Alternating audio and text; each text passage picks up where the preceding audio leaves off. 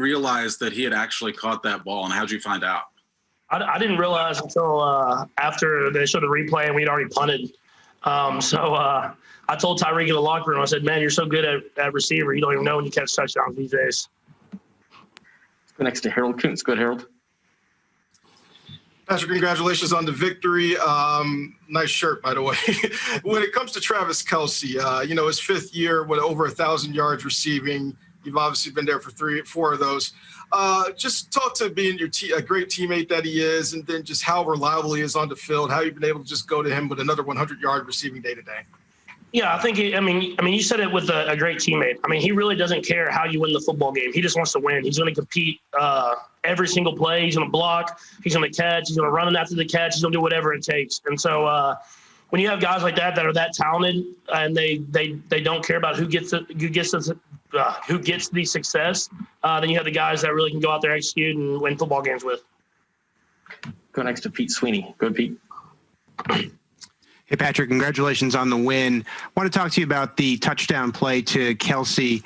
It was a free play, and I was wondering if that changed and maybe made you take, I wouldn't say a chance, but, made you step up and throw it a little bit maybe further than you would have. And then why has that become such a knack for you, enabling yourself to get these free plays?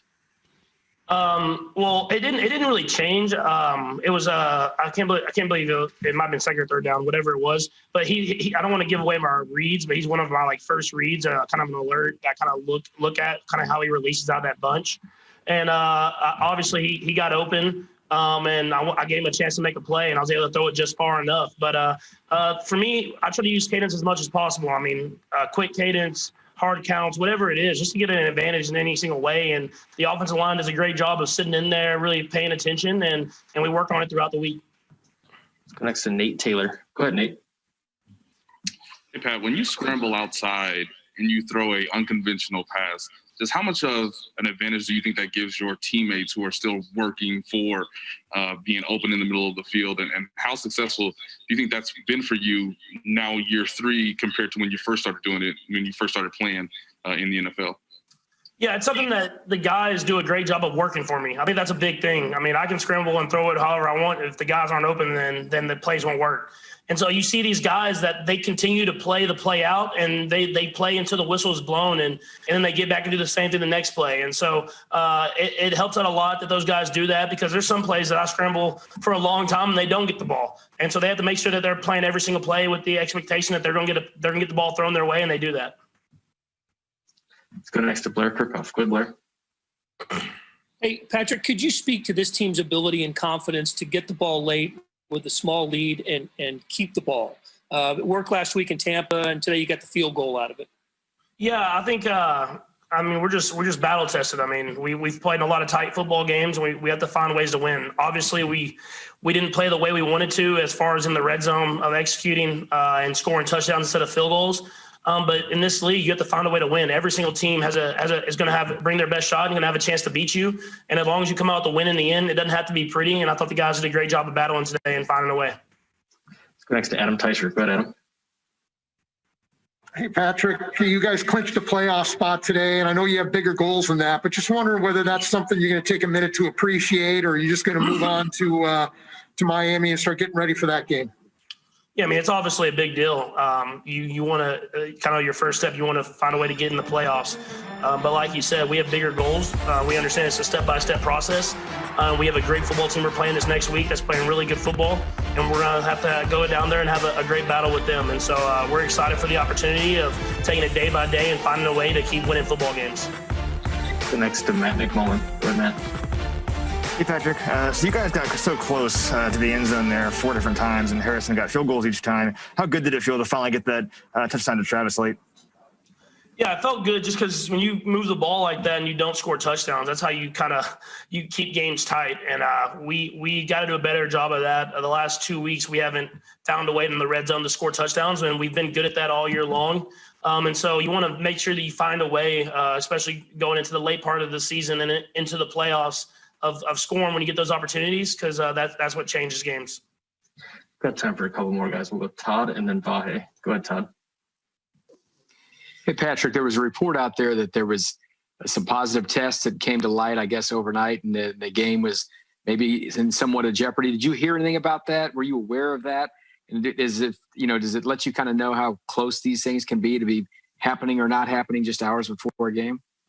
Yeah, I mean, I found out in the morning. I got my sleep in, and so they didn't wake me up or anything like that. But I mean, obviously, we're in difficult times right now. I mean, as far as the league and as far as the world, and you have to kind of take the challenge every single day of just waking up and expect the unexpected. And we understand where we're at, and we have to make sure that we accept that challenge every single day, battle through adversity, and whenever we get a chance to be on this football field, just appreciate it as much as possible and play to the best of our ability and try to win football games. We'll last Vahe Gregorian. Goodbye. Hey, Patrick. You guys have had now, I guess, 4 straight games that have been down to 1 score. And I guess in some ways you could say that reveals that you guys, people can compete with you guys. But I think it must make you feel like you guys have a certain kind of fortitude or mettle.